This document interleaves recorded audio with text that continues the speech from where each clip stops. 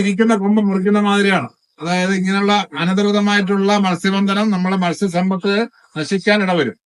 Juvenile phishing വന്നു കഴിഞ്ഞാൽ അത് വലുതാവുന്ന ഫിഷിങ്ങുകളെല്ലാം നേരത്തെ തന്നെ പിടിച്ച് നശിപ്പിച്ചു കഴിഞ്ഞാൽ അത് വലുതാവുകയും മത്സ്യസമ്പത്ത് കുറഞ്ഞു വരികയും ചെയ്യും. അത് നമുക്ക് തന്നെ ഒരു ബുദ്ധിമുട്ടുണ്ടാകും. മത്സ്യത്തൊഴിലാളികൾക്ക് ഭാവിയിൽ വളരെ ബുദ്ധിമുട്ടുണ്ടാവാനുള്ള സാധ്യതയുണ്ട്. ഇപ്പൊ നമ്മൾ പേപ്പറിൽ വായിക്കുന്നുണ്ടാവുമല്ലോ, വന സമ്പത്ത് നശിപ്പിക്കുന്നത് കൊണ്ടാണ് ഈ മൃഗങ്ങളെ പലതും വന്യമൃഗങ്ങൾ പലതും നാട്ടിലോട്ട് വരാൻ കാരണം എന്താ?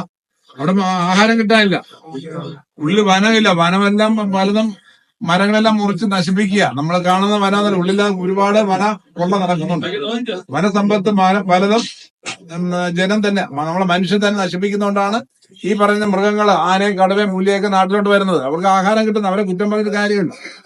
പണ്ടുള്ള കാലങ്ങളിൽ നമ്മൾ കേട്ടിട്ട് പോലുമില്ല. നമ്മളെ ചെറുപ്പകാലങ്ങളിൽ ഈ വന്യജീവികളെന്ന് വരുന്നത് കേട്ടിട്ട് പോലുമില്ല. ഇപ്പൊ അത് ഉണ്ടാകുന്നതിന് കാരണം നമ്മൾ മനുഷ്യൻ തന്നെയാണ് അതിന് കാരണം ഉണ്ടാകുന്നത്. അതിന് കാരണക്കാര് മനുഷ്യൻ തന്നെയാണ്. എന്നിട്ട് അവരെ കുറ്റം പറഞ്ഞ അതുപോലെ തന്നെ വനസമ്പത്ത് പോലെ തന്നെയാണ് മത്സ്യസമ്പത്ത്. മത്സ്യസമ്പത്ത് നമ്മളെ അപ്രായോഗികമായിട്ടുള്ള സമീപനം കൊണ്ട് മത്സ്യസമ്പത്ത് നശിച്ചുകൊണ്ടിരിക്കുക. ഇവിടെ പഴയ ആൾക്കാർക്ക് അറിയാം, പണ്ടത്തെ പോലെ മീൻ നമുക്ക് കിട്ടുന്നില്ല.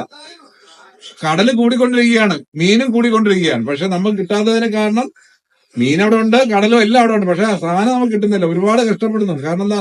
നമ്മളെ അപ്രായോഗികമായിട്ടുള്ള മത്സ്യബന്ധനമാണ് ഇവർ കാണുന്നത്.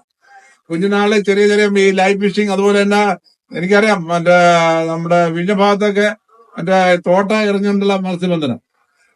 ഒരു തോട്ട എറിയുമ്പോ ഒരു 90% നിങ്ങൾക്കറിയാം, എനിക്ക് പറയേണ്ട കാര്യം നിങ്ങൾക്ക് അറിയാന്നുള്ള കാര്യമാണ്. അടിയിൽ അങ്ങ് പോവേയില്ല. ഒരു 10% നമുക്ക് പുറത്ത് കിട്ടുന്നുണ്ട്. 90% നശിക്കുക. തോട്ട എറിയുന്ന സംഭവം ഇവിടെ ഒന്നും അതില്ല എന്നാണ് എന്റെ വിശ്വാസം. അല്ലേ? ഇതാ ഭാഗമില്ല.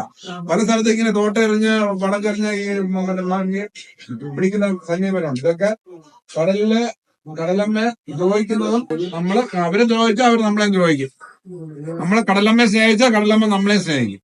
അതുകൊണ്ട് ഈ മാതിരിയുള്ള അനധികൃതമായിട്ടുള്ള മത്സ്യബന്ധനത്തിന് ശ്രമിക്കാതെ പാരമ്പര്യമായിട്ടുള്ള മത്സ്യബന്ധനം അതിന്റെ രീതിക്ക് ചെയ്ത് മത്സ്യം കൊണ്ടുവന്നാൽ നിങ്ങൾക്കും മത്സ്യത്തിനും നമ്മ ഈ കടലിന്റെ വിഭവങ്ങളും തീരാതെ നമുക്ക് എന്നും കുടുംബം പട്ടിണി ഇല്ലാതെ കൊണ്ടുപോകാൻ പറ്റുന്നു. അതുകൊണ്ട് നിങ്ങൾ ആ രീതിയിലുള്ള സമീപനമായിരിക്കണം വേണ്ടതെന്നാണ് എനിക്ക് നിങ്ങൾ പറയാനുള്ള ഒരു അഭ്യർത്ഥന.